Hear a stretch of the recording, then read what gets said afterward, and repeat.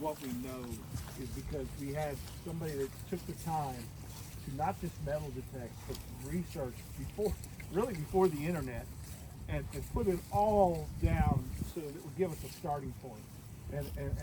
Mike and I have told this story, and guys like Mike and others that have been involved in this area for a long, long time. You gain an appreciation for Cleve because there are things that I find in the course of research every day that I have to look, and then I'll get it off the internet. And a guy like Cleve will have got the same thing just from doggedly working and looking at books and going to libraries and checking it out. And so we as citizens of this area owe so much to Cleve Smith because of his work in preservation, in writing the Little League of the Valley and A Campaign to Nowhere.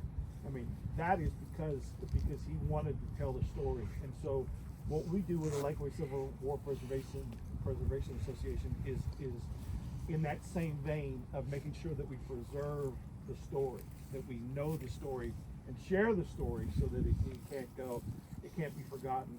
And so for me, as somebody who has spent thousands of hours at the McClellan Collection at the East Tennessee Historical Society, who's traveled to the Library of Congress in Colorado and in Texas and Pennsylvania and many points in between. The importance is that we not forget where we are and what has happened here, because this was an important part of that. And hopefully something, if you come here tonight, you can see a little bit more of exactly where this is. But we are on the far left of the Union position, right? So they've been chased off over there.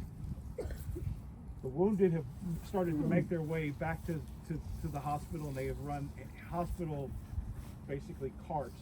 In fact, there was a guy, not William Jackson Palmer, which is confusing enough, but he had a sergeant that was named William Palmer, right? And William Palmer was shot in one hip, went through his spine, and lodged in the other hip.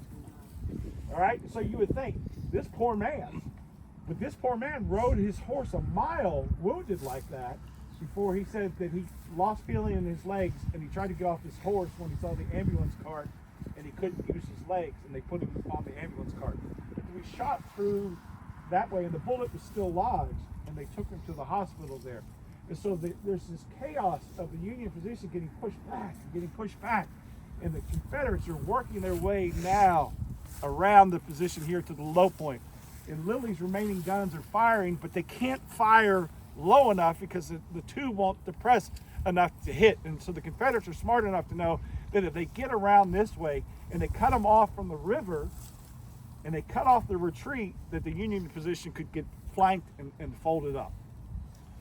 And so they're sitting here and they're getting pushed back and the cavalry units are standing back here below the line of this hill, and an artillery shot is coming over. One of the things that Cleve and Brian Smith have told me several times is that if you go kind of where the power lines are, you'll see a lot of overshot canister or cannon fire that went over because they were shooting at the position here. And so you got basically the 2nd Michigan is sitting here, and they're sitting on the top, and they're in charge, which is in charge of the 1st Brigade, and he's worried about retreating. And the 1st East Tennessee unit, a guy by the name of James Brownlow, who became a lieutenant colonel at 19, because his father was Parson Brownlow, who was one of the most famous Unionists in Knoxville. But at 19, he was a natural leader. And so he's probably about 20 or so when this is going on. And they're getting pushed back, and they see they're about to get outflanked. And so there's a sense of panic. And he goes up to his colonel in charge, and he says, you know what we should do? We should attack. And the guy looks at him like, you idiot, right? Like, why would you do that? And he said, hey, when a patient is sick, they need a doctor. In this situation, we need bold leadership, and we need to attack. And so Brownlow proposes that they attack. And so the colonel responds back from the 2nd Michigan and says, look, I'm not saying that you can, and I'm not saying that you can't. but I don't think it's a good idea. Well, when we say that to a 19 or 20-year-old, you know what to do. Yeah, let's go. Right? And so he says, all right, well, we're going to charge. And he said, they don't know, even though this was Tennesseans charging this position for the most part, they don't know when some East Tennesseans get riled up what they can do. And so they, led by C Company, decide that they're going to attack where they're being flanked down the hill. Kelly, you got Captain Cannon? Captain Cannon. Put down Junior Cannon now. Have some excerpts here. This young man will read about Captain Cannon. Captain Elbert Cannon of the 1st Tennessee Cavalry led a daring saber charge against the 11th Tennessee. Some of the Confederates had dismounted, fired their carbines from kneeling positions. Both Cannon and his horse were struck, and they fell to the ground as the charge thundered by into the woods. 2 Southern soldiers found him, barely alive, left to be retrieved by his own men. They had also informed his mother, who lived near the Confederate camp.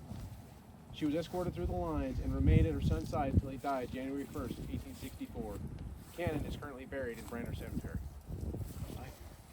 So Cannon, in this situation, just his father was the conductor at Talbot Station, which is, if anybody knows this area, is 4 miles from here. If he sits on this hill, is probably in sight of where his home is. As he's sitting in that horse and in that saddle, and C Company's asked to leave, they said that he wildly led that charge, knowing that it's probably a death wish for him. And so what he does is he goes, and as he goes through there, he leads that charge, knowing that he may not make it home, but knowing that he's so close to home that he can see it. And that's what Myers